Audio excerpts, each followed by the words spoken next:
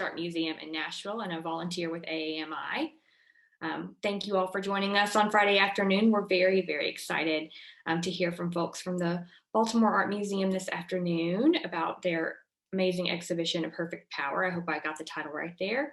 And I'm going to turn it over to Damien Guillot, who will introduce our panelists today. Thank you so much, Megan. I appreciate that. So thanks to all for joining us this afternoon. My name is Damien Guillot. I head up the education department over at the BMA.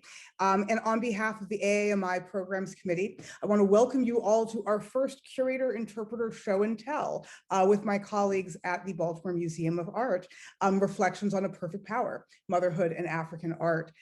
So before we get started, we just have a couple of housekeeping items for you. So as many of you know, we had to reschedule the interpretation of field conversation, and that has been rescheduled for July 23rd at 4 p.m. So we're very happy to be able to get that back on the schedule. Please note that a Q&A will follow the conversation. So if you have questions as we're going along, please submit them in the chat, and our two speakers will attempt to work them into the conversation as we go, but they'll certainly then be addressed when we open it up to Q&A. At the time that Q&A is open, you're also welcome to use the raise hand function at that time. And here is where I do my "this program is made possible by the general support of interpreters like you" announcement. And you'll notice a donate button being dropped into the chat, and we are always very, very happy to take donations to keep programs like this coming to all of you in the field. So with no further ado, I'm very pleased to introduce two of my esteemed colleagues at the BMA to discuss A Perfect Power, which actually just closed on March 7th of this year. So we have with us today Kevin Tervala, who is the Associate Curator of African Art and the Department Head of the Arts of Africa, the Americas, Asia, and the Pacific Islands, the BMA. Kevin conceived and co-curated the exhibition with Oyerangi Oyewumi, a professor of sociology, Africana, and women's studies at Stony Brook University. And with him today is Verónica Betancourt, who is our Director of Interpretation here at the BMA. And Verónica is responsible for the interpretive framing of the show, as well as all of the multivalent ways that our interpretive plan comes alive in the exhibition space and beyond. So with no further ado, I will turn it over to Verónica and Kevin. Thank you for being with us. Thank you so much, Gami. Thanks for inviting us. And no pressure being the first Curator Interpreter Show and Tell. But it's delightful to be able to do it together. And so I'm going to share my screen. And, basically what I wanted to do first before we start talking about the interpretive components of the show is really talk a little bit about the content of the show and sort of framing the interpretive both opportunities and challenges that I think the material presented. So what you're seeing, obviously, this is the title of the show, A Perfect Power, Motherhood and African Art. It was supposed to open in April of last year, but we were able to get it open on September 30th, and it closed on March 7th. So it had a nice long run at the BMA. And really what the show, it's part of a larger series of programming that the BMA did in 2020 and sort of moving into 2021 called 2020 Vision, which is basically a year or more than a year dedicated solely to exhibitions and acquisitions about women identifying artists and sort of the signal role of women in the arts. And this is sort of, where under the auspices, under sort of how this show came to be. And when we started talking about this as a curatorial team and sort of as a museum a couple of years ago, this idea, I knew I wanted to focus on mothers. And that's in part because, we have this incredible, truly this absolutely spectacular, it's called a great mother headdress known as Dimba, that, has been gracing our galleries since 1957. It comes from probably Manchan village in Guinea today. And, it depicts this, this idea of an elderly mother as sort of being not only a representative of a Baga community, in this case,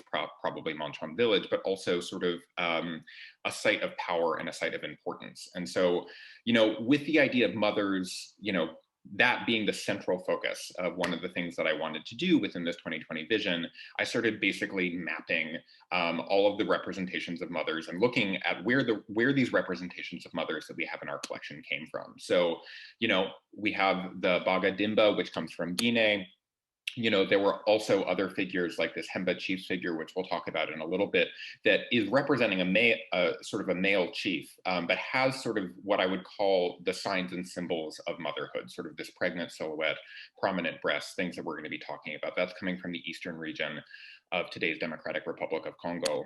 We also see works, headrests and works that are associated with royalty that are coming from the Luba region of today's Democratic Republic of Congo, and mother-child figures that sort of start to spring up in the era of the transatlantic slave trade in sort of the West Central Africa in the Congo region. And so once I started going through the collection and mapping sort of where we have all of these representations of mothers, or sort of these visual signs of motherhood, if it's not necessarily a mother, what I started realizing more and more was that these representations come from what's called, or what was called, the matrilineal belt of Africa. So this is matrilineality is sort of this sort of old school anthropological term, but it basically talks about societies who trace their group identity and descent and sort of all of these other things, like inheritance and things like that, through the mother's line. So what we're seeing essentially is the fact that in matrilineal societies, in 18th, 19th, and early 20th century Africa, which is the time frame of the artworks that we're talking about in the show, we're seeing mothers depicted again and again and again in these communities. And what we're also seeing is that these artworks do real work in the world. They're some of the most important artworks that exist within these communities and within these states and societies. And so that led us to basically what this, if we could say the thesis of the show is, which is that, you know, in modern Africa's matrilineal societies, mothers wielded a potent form of moral, cultural, and spiritual authority. And this is something that in the show we called mother power.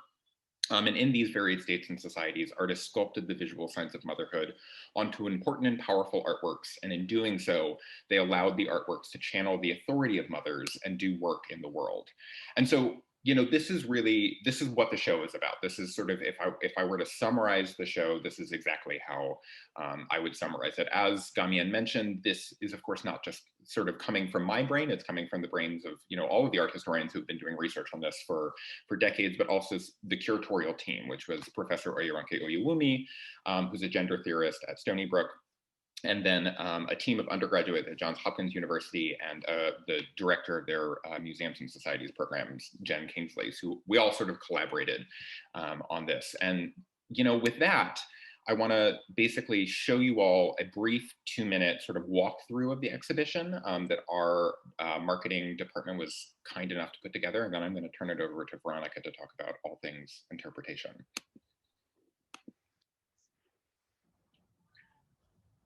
And so I'm going to narrate this while you're looking at it. Essentially, what you're seeing here is there are 2 main galleries that are filled with art. The exhibition is, I think, about 2,500 square feet.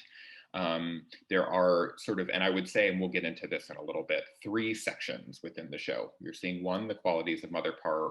Right now, there's another section in the front gallery, sort of the signs of mother power, which we will talk about. And then in sort of the back gallery, there will be a section about the work of mother power. We had about 40 artworks, actually no, we had exactly 40 artworks, not about, in the show, a third of which came from the DMA's permanent collection, a third of which came from private collections who were kind enough to lend to us, and a third of which came from partner institutions like the Brooklyn Museum, the Penn Museum, and the Smithsonian National Museum of African Art, who were generous enough to lend us some really spectacular objects and sort of artworks that I was shocked they said yes to when I sort of sent loan requests to them out of the blue. So it's, you know, as we'll be talking about the design, we'll be talking about and how that feeds into the interpretation in a little bit. But, you know, this is also placed in what we call our May Gallery, which is one of our 2 flagship galleries at the museum, sort of on the 2nd floor. It's, you know, and this, I will say, is the largest show of African art by space that we've done in maybe 20 years. I want to say it's 1999, 2003, something like that, since the last time we had a show up in this particular gallery. So it was a big moment for us, and it was a big moment for African art at the BMA.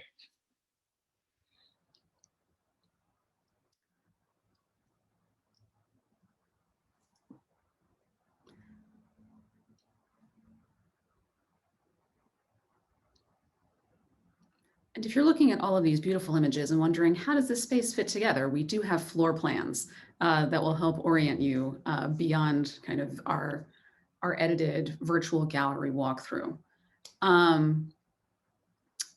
But as part of contextualizing this show, I think one of the things that I'd like to highlight is that there were so many really complex ideas in play.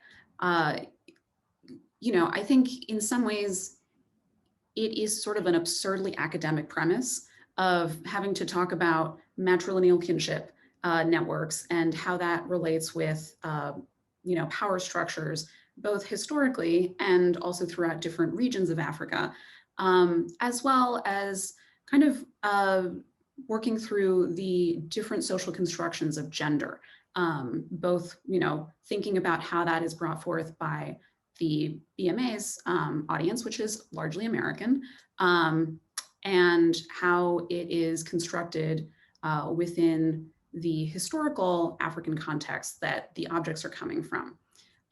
So we really wanted to put a lot of interpretive structure into place to be able to support taking what could very well be, you know, a dissertation and make it into something that is enjoyable and that centers visitor experience and learning about the incredibly beautiful but also complex artworks. So I'm going to walk you through our visitor outcomes, which we'll sort of keep in mind as we think through how we brought this show together. So we set our visitor outcomes pretty early in our interpretive process and wanted our visitors to learn, you know, that mother power was the sort of most potent form of authority within the matrilineal belt of Africa, be able to not only sort of define the importance of mother power, but also see it at work. So being able to see the social valence of mother power as something that structured rituals, you know, and norms, and that the objects that were on view were upholding those rituals and norms. And then also understanding that mother power is something that was a part of a sort of complementary spheres of power between men and women within the matrilineal belt. If we can go to the next one, Kevin. Visitors are still learning. They will understand how power is contextualized within the matrilineal belt, both during the colonial period and at present. And also continuing with this idea of how do we bring historical artwork into a very contemporary concept, noting that mother power is a concept that continues to have impact in contemporary African societies. And we really kind of expanded on this in a multi-channel video that we created as part of bringing forth voices of scholars and activists from the African diaspora based in the Baltimore and DC area. So these are all of the kind of lofty goals that we had for our visitors. And then we started thinking about how we were going to make this happen in a physical space. Well, there we go. Design. So when Kevin and Gamyan and I were talking, and you'll note that it's the three of us talking, there wasn't always a designer in the room. And this is in part because we were between exhibition designers, which gave us a certain sense of additional possibility, additional responsibility, but also kind of drawing from our own reference points. And one of the things that Kevin mentioned wanting was having a very sort of modern aesthetic to the show, but not wanting it to be sterile. And so we know that architecture and interior design and the use of space is something that is incredibly culturally coded. And so a modern white cube aesthetic can be very alienating to visitors. So one of the things that immediately came to mind was looking at the architecture of Luis Barragan, a Mexican modernist. And so one of the things that, one of the reasons that he came to mind is because these structures are so beautiful, but also they tell you what they're for. And we really wanted to take that spirit of having a beautiful space that also told visitors what you're supposed to do in each space and how you're supposed to kind of navigate through our layered information architecture in a very clear way, and bring that spirit forth. And also just bring some color into the white cube. So for more eye candy from Luis Barragan, look at these gorgeous walls. How can you not be excited and activated and energized when thinking about what walls could be? So we really wanted to bring this spirit and this aesthetic of a modernism in color to the exhibition, A Perfect Power. And for even more eye candy, I really decided to, brighten your Friday afternoon. So here you can see how, this is also some of the reference points that we use for thinking about color scheme, just from a more kind of aesthetic perspective, in that we looked at photographs of different, brown objects against white and gray and like super bright jewel tone backgrounds, just as a initial proof of concept that we were going to end up with something that looked good and that felt good. And so another thing that, I think Verónica mentioned a minute ago that I wanted the show to have a modern feel to it. And the reason for that is because, since I have been at the BMA on and off since 2015, I've been doing shows in what we call the Africa Focus Gallery, which is this small 780 square foot gallery that's attached to our African wing. And so, it's designed to have these small temporary rotating shows, largely from the permanent collection, just to get it out on view. And so, I've done a couple of these with Verónica and a couple of them with Gamien before, Verónica got here. And, through the experience of, I would say, testing out what works and what doesn't, and sort of anecdotally seeing how visitors responded, how, board members responded. What I realized was that when we if you're looking at this photo that's in the right, which is from an exhibition called Subverting Beauty, African Antiaesthetics, this was the show that I think got the most reaction anecdotally. And I think this was the success of the show, and not to say the other two weren't successful, because I think they were beautiful shows.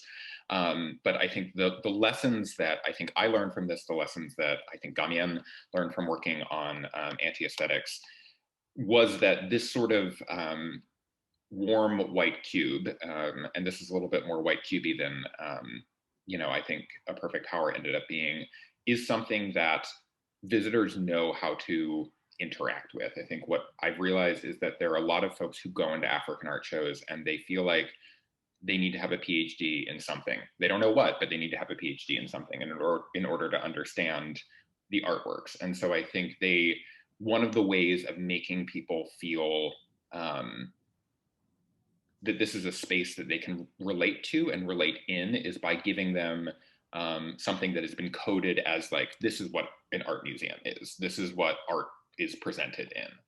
And so this is why I was very keen to sort of have this modern sort of aesthetic to the show, was because I think was because of sort of this iterative testing that I've been doing since 2015, not intentionally, but unintentionally with this space. I would also note that Antiaesthetics was an exhibition where the wall text became very concise and very punchy, and was also, from what I've seen, a lot more engaging in terms of connecting historical content to contemporary themes and life. And so, this is something that within interpretation is not like, oh, a new idea. People like to connect the present to the past through their own personal experience. It is something that, when you are crafting labels and having to fit a whole body of knowledge into 150 words, it can become very, very fast, or you can very quickly sort of kill your darlings, or actually very quickly want to not kill your darlings. Anyway, we learn to be concise. With that, let's go to our continued design. So this is actually something that was sketched by Gamien. I hope you don't mind the credit. Great. Because we were within, or between exhibition designers, Kevin Gamien and I sat down and had a charrette where we went through multiple iterations of what the space could look like. So this is something that I believe we would have sketched, I don't know, maybe like a year-ish before we opened. So we had set visitor outcomes, but we were maybe only like another 2 months into thinking about the show really critically. And so this is where we started to think about the objects as they related to their conceptual categories, and thinking about them in terms of how we wanted visitors to engage with them. So you can see that we have already kind of separated the gallery into two spaces. The first one, which if you're looking at the bottom of the screen, there's a door that goes into the gallery space. It is a room that for this configuration had only one entrance and exit. And so the first space that you walk into is where you're oriented to what mother power is, what it looks like, which you see on the signs side of the gallery, and then also how it works in societies, and that's in the qualities side.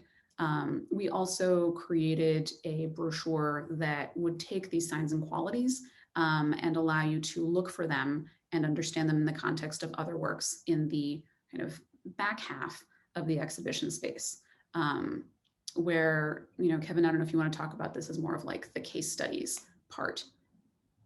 Yeah, so, I think the idea with the back half basically is we know what mother power is, we know what to look for, sort of the objects that express mother power. And so the idea is that, African artworks, part of the things that define African art is that African art is largely does work in the world, right? That is a critical part of what it means to be an artwork in historic African art history. So, what this was basically case studies of the ways in which certain types of objects from certain types of state societies and civilizations channeled mother power to do specific sort of work in the world. So we had a section about the way that that featured Luba royal art, that basically, which is adorned with mothers and women. And so the idea that, how mother power gives strength to leaders, or, there was a section that talks about the rise of the mother figure in the Congo communities of West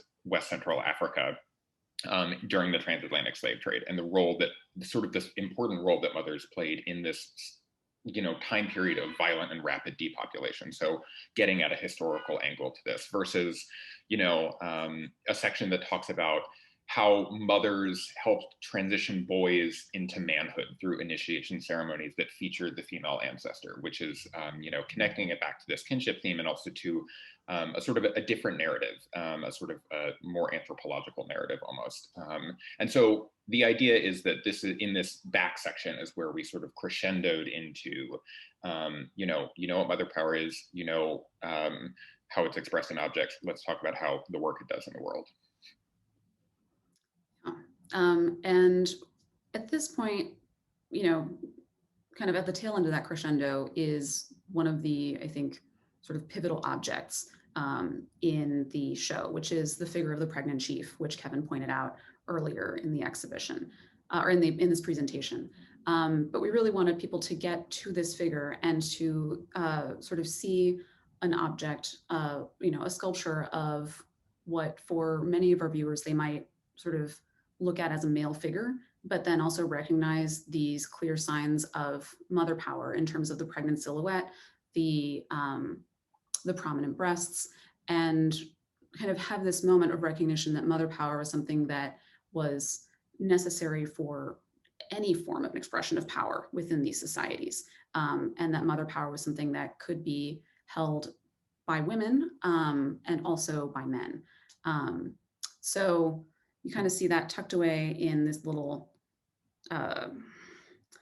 what we have sometimes called the dog leg of the exhibition. It's, I don't know, it's a very large apse. So we had it there. You'll see that that changed over time. And we also were thinking that we would bring in contemporary voices into this like biomorphic bean shape in the back half of the room that was sort of like a large conversation couch sort of area where maybe we would have iPads that incorporated different forms of video. Thankfully, we didn't go with that because that would have been nightmarish once the pandemic struck. So good job, past team. We had no idea what was coming. Let's keep working through. What we ended up with is you can see that we still have these two sort of orienting platforms in the first gallery, again, with the signs and qualities. We moved the dimba, our sort of amazing dressed headdress of the, mother figure, to that bright teal wall. And then because this is a design that emerged, I don't know, some months later, by that point in time, we had realized that instead of having disparate digital interpretive elements in the back half of the show, that we really wanted to have something that allowed contemporary voice to be both experienced as conversation and spatialized as such, and also experienced as ambient sound. So now in our little extra large apps / dogleg, we pulled together a multi-channel video. And so you can see that there are 3 monitors hung on each of the 3 walls, and essentially edited together a conversation across 3 different speakers who were sort of responding to different themes across the different monitors. So we'll kind of keep moving. Great, and here, yes, here you can see our title wall, qualities of mother power and signs of mother power, as well as the back half of the exhibition space. Great. And then, as previously mentioned, because concision was appreciated by our visitors, we kept at it. So we made sure that our labels for A Perfect Power were really making use of the surrounding space and being able to create an information hierarchy visually. So you can see that Signs of Mother Power is really large against that back wall. So if you're standing or kind of, anywhere, I don't know, within like 12 feet of that wall, it's visible what you're looking at and sort of what is the organizing concept for these disparate objects that are in front of you. And then kind of the definition of like, okay, so signs of mother power, what does that mean? Artists use the visual signs of motherhood to indicate that an artwork was powerful and channeled the authority of mothers. So I like that we kind of used these large moments to orient people to the big ideas. And then underneath, and it's a little bit hard to tell here, but basically at the foot of the platforms, or at the foot of the platform, we have indications of the different signs that we want people to look for. So these are the visual elements like prominent breasts or pregnancy, the presence of children, scarification, a bold gaze, so that people begin to recognize that mother power is something that has specific formal manifestations, and that they can start to look for it as they are going through the rest of the space. And we kind of kept our typical tombstones to the side, so that we're really focusing visitor attention on the ideas that are conveyed by these objects as kind of the first level of information, and then as a secondary level, our typical tombstone information, which is an inversion of how our labels usually work. And, to add to that, I think one of the things that, and this is one of the wonderful things that working with this Hopkins class we were able to do was do some informal visitor surveys in the galleries, where basically the students came out and sat in the galleries and stood in the galleries and talked to folks who were walking through the African art wing to sort of get a sense about how they were feeling and what they were thinking and all of these things. And, you know, I think that for the most part, you know, there's just there was a lot of uncertainty that emerged out of it. People are like, you know, you give them a little bit of information like Angola or Zambia, you know, this female figure, if we're talking about pregnancy, come from Angola. Where's Angola? Where's Zambia? What's the Luena region? You know, you give, you know, I think part of it is that information needs to be present because it's important to have. But I also think in terms of, especially with this initial space, getting people to focus on these 5 signs of mother power and these 5 qualities of mother power was really critical for the rest of the show to do the work that it needed to do. So by sticking all of that tombstone information, and so that people could, as Veronica said, concentrate on what they were supposed to know, that was one of the ways I think we were able to get things to sink in. Mm-hmm. Yeah, and then by the time that visitors have moved from that sort of first gallery space into the back half, this is where we start to bring in more historical and cultural context specific to the groupings of objects. So on the right here, this is a group label. It's titled Mother Power Stabilized Societies, and it's talking about the way that mother power was mobilized in the face of the violence of the transatlantic slave trade as a means of strengthening communities that were being, you know, decimated and depopulated. So it brings you sort of into some of that historical context, as well as the specificity of why these objects exist in this particular area at this particular time. And, you know, we have our lovely little conservation shot. And Kevin, do you want to give some detail on what we're looking at here? Yeah, so this, the work that we're looking at, if you're looking at the image on the left, it's the second one from the right. And so this is what's known as an inkisi, which is a protective object. And, you know, it is of a woman, that a sort of a royal regal woman, and there's a container that is placed over her abdomen that is filled with a substances called bilongo, which, you know, channel ancestral presences and forces and to allow the object to sort of use and work in its protective function. One of the things that, you know, we're doing in the label, but is talking about, like, we can think about this container, yes, as a container for bilongo, and we can talk about the mirror and all of those things, but also its placement on top of the abdomen as a add-on when it is a woman in a matrilineal society, in a time when mothers are particularly important, can be read and can be understood as sort of one of these signs of mother power that we pulled out, this sort of pregnant silhouette. And so one of the things that we're doing in this X-ray is, you know, the X-ray shows the traces of bilongo that are sort of have survived in this object, sort of, and at the bottom. So yeah, I think this is another one of these instances where, like, we want you to look first, or learn first, or look first. You got to do one. Don't do both at the same time, because that's because it's hard. It is hard, and it divides your attention. And here we've kind of pulled out some images of the brochure that accompanied the exhibition. And, you know, you'll notice that this brochure is not really talking about every single object. If we'll go to the next one. It was instead organized so that you went through signs of mother power and qualities of mother power. So, you know, instead of having people have to remember everything that they saw in that first gallery and all that they just recently learned, we reiterated and expanded upon it in this brochure that they could then carry with them into the second half of the exhibition.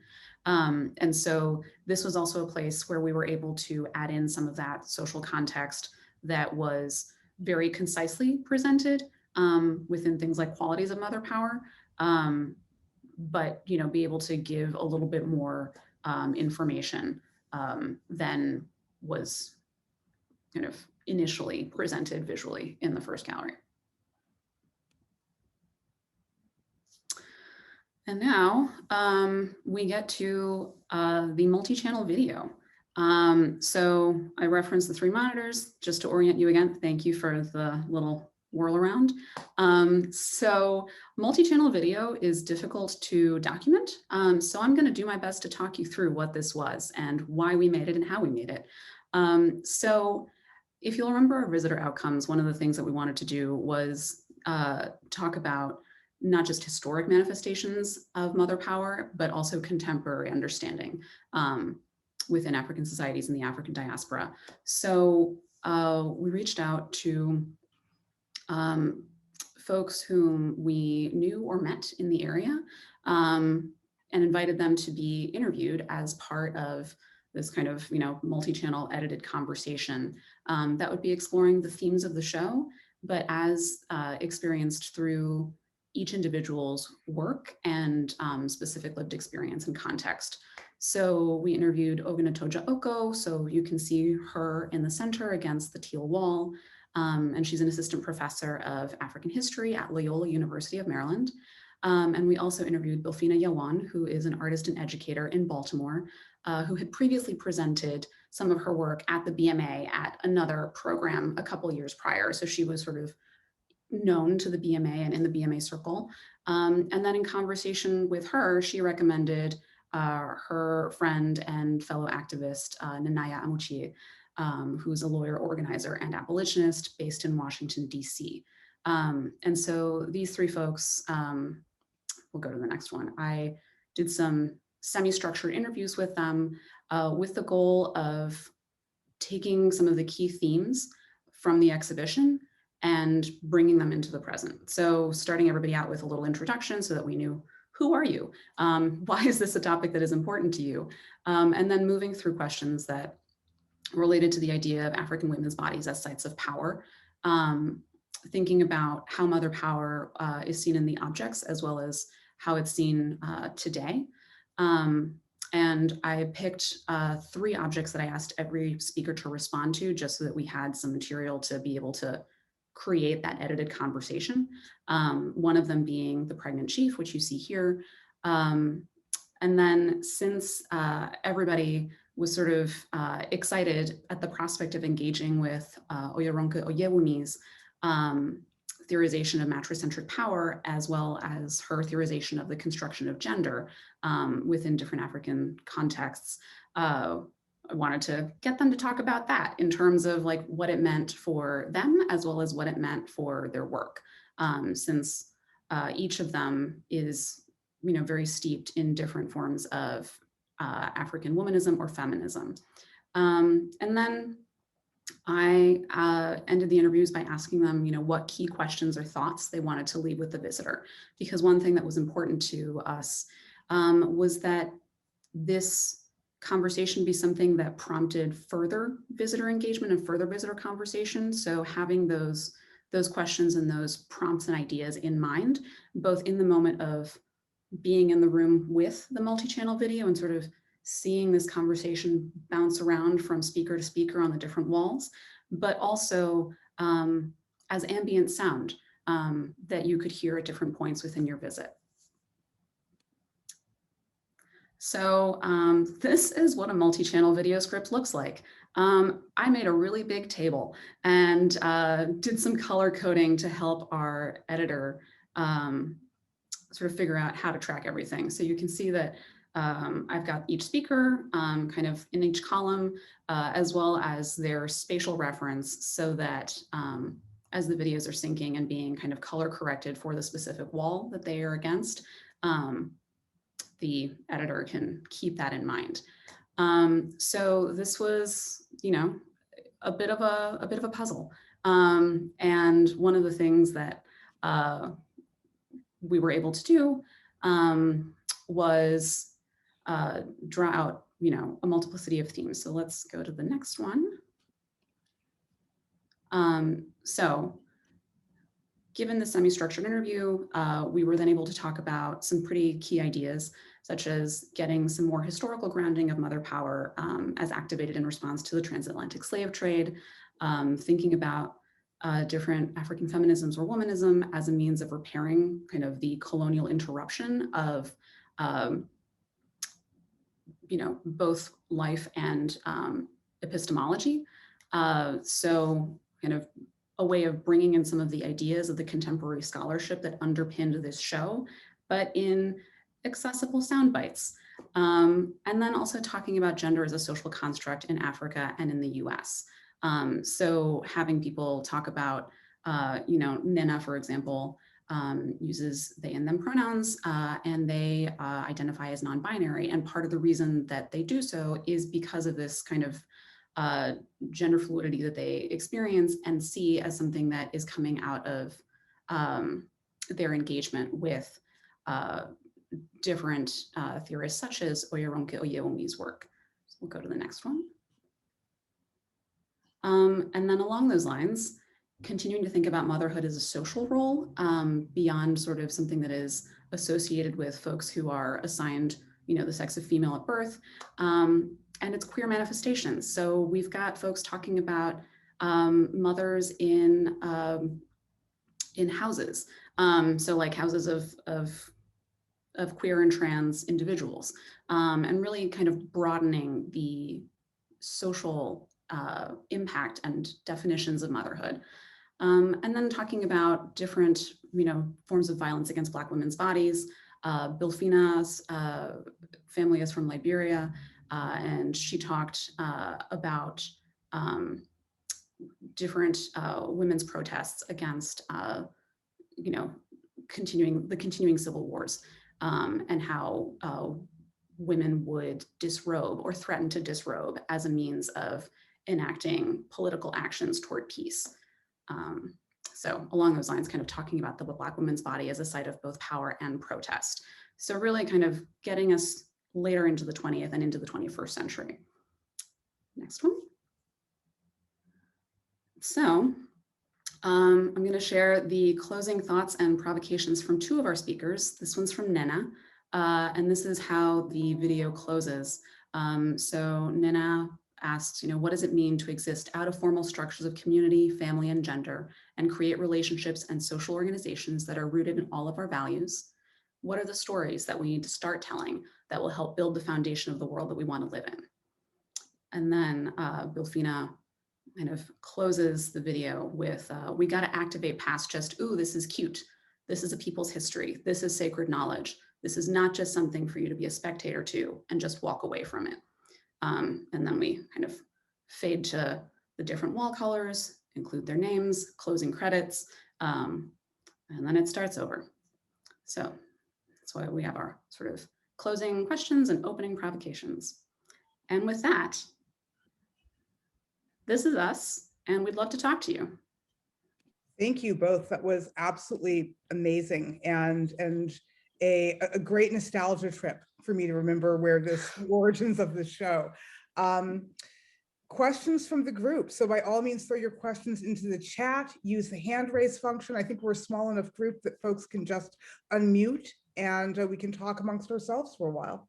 I'd love to hear the two of you kind of elaborate on your working relationship and how sort of just the decision process happened, and the role of the curator in the interpretive elements and the role of the interpreter in the curatorial elements and that sort of thing.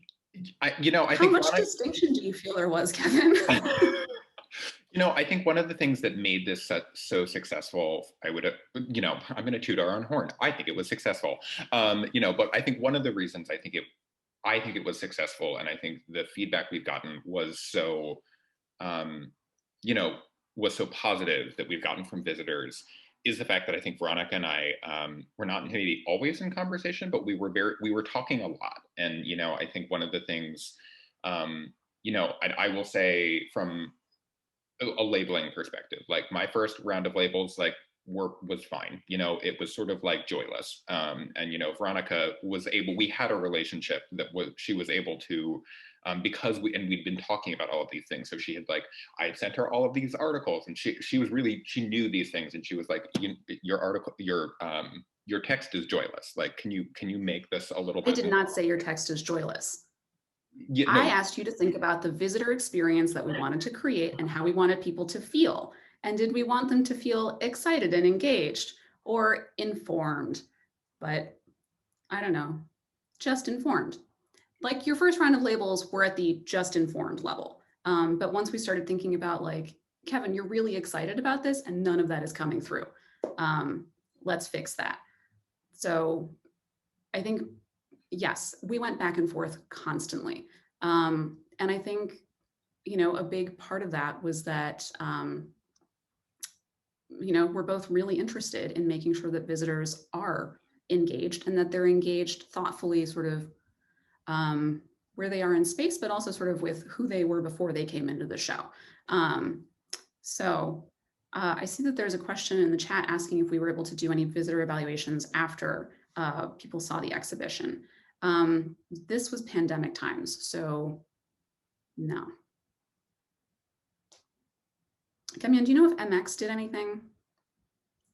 I think there's a little bit that got picked up in just general exit interviews. We did not do a specific exit interview for this exhibition, which was a shame. I think we've all had our own experiences of doing a little bit of just our own informal timing and tracking surveys, you know, on when we've been on site and looking at what visitor engagement has looked like in the space. But we were not able to do something formal for this, which is a shame. It's a really wonderful show and a wonderful precedent, but it would have been a strange time too. I think we were operating at 25% capacity at most for most of the life of the show. So we were not seeing normal visitor behavior under normal visitation circumstances. And also having folks come in by appointment in very small groups of just their, you know, friends and family or the people they came with. Yeah. You know, one of the things that I also just want to, the importance of the students was really incredibly helpful. I think, like, and this is why I so appreciated having people who like don't have PhDs in African art history or, you know, art museum interpretation look at content and help design content. So they were the ones that really pushed for, like, you know, when I was thinking about the show, I was thinking about it like, let's just leap into the work of Mother Power. You know, we don't need these first two sections. We're just going to leap into that third section. And I think the students were able to be like, no, you need to slow down. Like, let's scaffold this a little bit. I think we've got a question from Irina. Yes, hi, and hello from Toronto, Canada. Hi. And thank you so much for this. I'm a professor. I teach interpretation, and this is kind of the dream of getting a case study where we see the different voices together. Maybe my question is a little bit out of context, and I apologize for that because I don't know usually the kind of the community consultation and collaboration model that you have in place at the BMA. But I wonder how do you think this exhibition would look like if you would have had a more robust community consultation model from the very early stages? And again, I know that every exhibition has a different, right? Community collaboration is a spectrum, but I wonder if you can think about how this exhibition would have been different if you would have had community members brought in from the development stages rather than towards the end of the exhibition process. I think that's a great question. And I guess I would sort of say that in terms of community involvement, there were different forms of community involvement. I mean, if we're thinking about community in part as being some of our academic partners in our academic community, there was that from very early, like even before there was really a checklist. Am I wrong in that, Kevin? Nope. They helped. Yeah. They gave us a long list, or they helped craft a long list. Mm-hmm. But I think in terms of having you know, more community collaboration throughout. I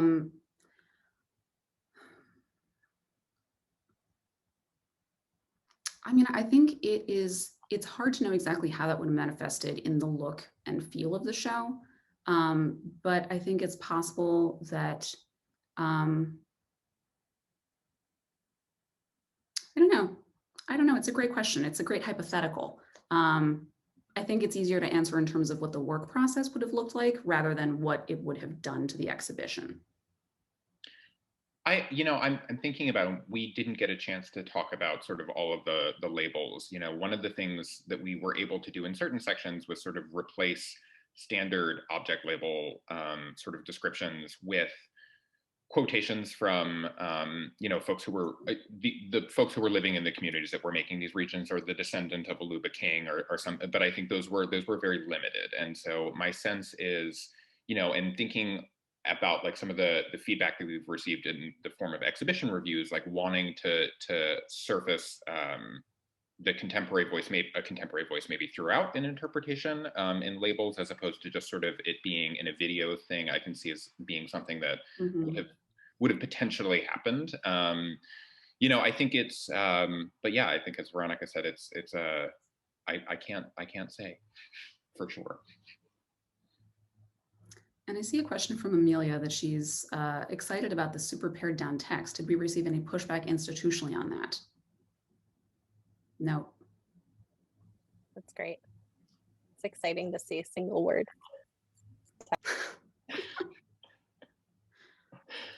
Well, something that I would just throw in that I'd like to speculate about is, you know, I think that the show has stood as a really interesting case study, and I do wonder if and when and how what we've learned from it will begin to manifest itself in other collection areas. So to your point, Amelia, I can see other collection areas where that we might get a little bit more institutional pushback. Yeah, well, and let's also not put this show in a vacuum. Our prior presentation of the contemporary collection was called Every Day, and was thematically grounded, and was also incredibly direct in its address to visitors in terms of using the second person, really inviting people in with prompts and questions.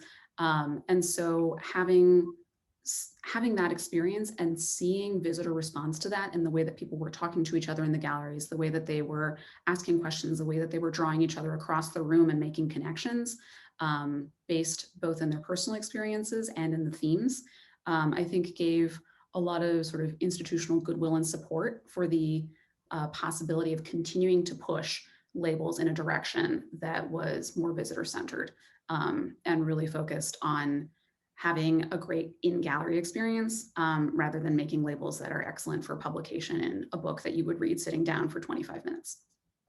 And so, you know, I think seeing a question in the chat about the students, I'm happy to talk about that. And, you know, I think basically the students got involved really early on. So this is a project that was greenlit a couple of months.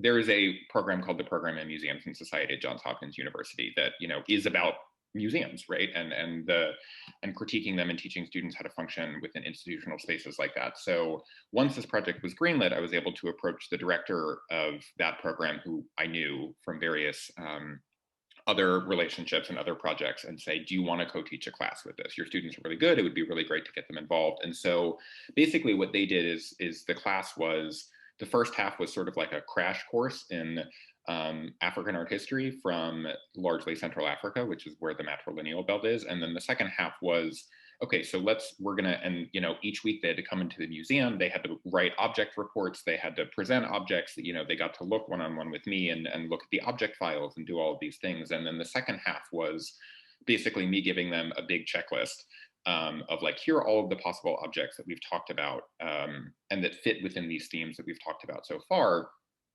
What do you think would be appropriate? How would you want to structure this? How would you want to do these?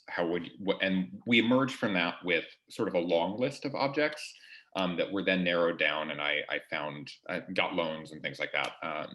And then I would say it was a small class. It was 5 students from across the Baltimore area. And then 3 of those students, the ones who didn't graduate, interned with me in the fall after the class was taught. And they basically were assigned basically 3 or 4 objects, and they spent the entire semester researching that object, and those objects and those artworks, and they wrote drafts of labels, which some of them made their way in, some of them didn't. You know, I think it was a phenomenal relationship. And at the same time that was happening, we were working with Oyeronke, so you know, to get in this sort of gender theoretical perspective. So yeah, it was and she's in New York, so you know, it was great. That's so cool. Do you anticipate following this kind of model again? Was it successful enough that it's like a continuing thing? It is. I'm actually working on a project with them that I'll be teaching a class with them in the fall on sort of global pre-modern art. So, you know, it's, you know, and I think other departments at the museum, our American curator worked with them on a reinstallation of our modern American galleries that are in process. I think they have a great program, and I think we have a very I think Gamian might serve on the board of that program. Yeah, I'm on the advisory board for that program, and we're looking at, we've had a relationship with the program in museums and societies since it's existed at Johns Hopkins, since I think 2011, I want to say. It came out of a 3-year Mellon funded grant. And we're looking at what sort of an ongoing year-over-year collaboration with them will look like in the long term, but it's a great program. Caitlin, I see that you've got a question. Hi there. You talked a lot about how the objects are personal or sometimes sacred. I'm wondering, did you ever feel the need to address how these objects were acquired or brought to your institution?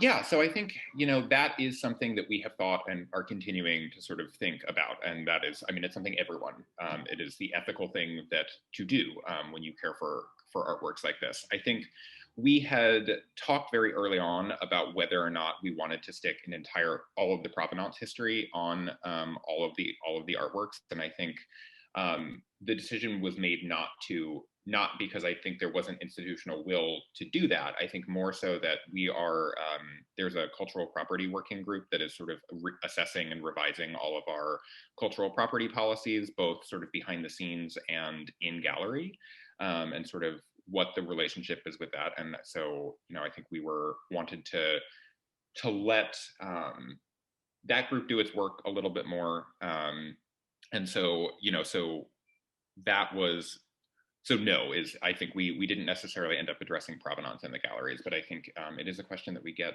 all the time, and that, I think I'm a big fan of sticking all of the provenance on the labels, so that, and being very transparent about what we know and what we don't know. Yeah. Right, I was kind of wondering, if your interpretive team has like a role in that discussion too. I mean, we did talk about it. Yeah. I'm sorry, Gamian. Oh, I was simply going to say it has come up. It comes up with objects within our permanent collection galleries. We are, I think, constantly looking at how certain kinds of objects are presented to our audiences. And Kevin, I know that you and I have looked at a couple of different labeling strategies around some of our more problematic objects at different moments in time. And I'm very excited to see what comes out of the Cultural Properties Working Group in terms of giving us a roadmap, kind of broadly speaking, but I think we're very involved in thinking about how our visitors come to understand what is in our galleries and what its journey to our galleries has been. And also, I would say making sure that we're keeping it so it's not just something that we're talking about with African art. When we have sacred art in our sort of medieval galleries, that we're treating it in the same way that we're treating African art. So African art, obviously there are specificities of colonial histories that are at play, but I also think one of the things that I'm, as the curator who cares for the works, is making sure that, we are treating all of the sorts of objects that we have in a quasi-encyclopedic art museum the same across the board. And one of the things that I do remember talking about very specifically is if any of the works were only meant for an insider context, and the appropriateness of showing them to folks outside of the cultural group within which they were created and used.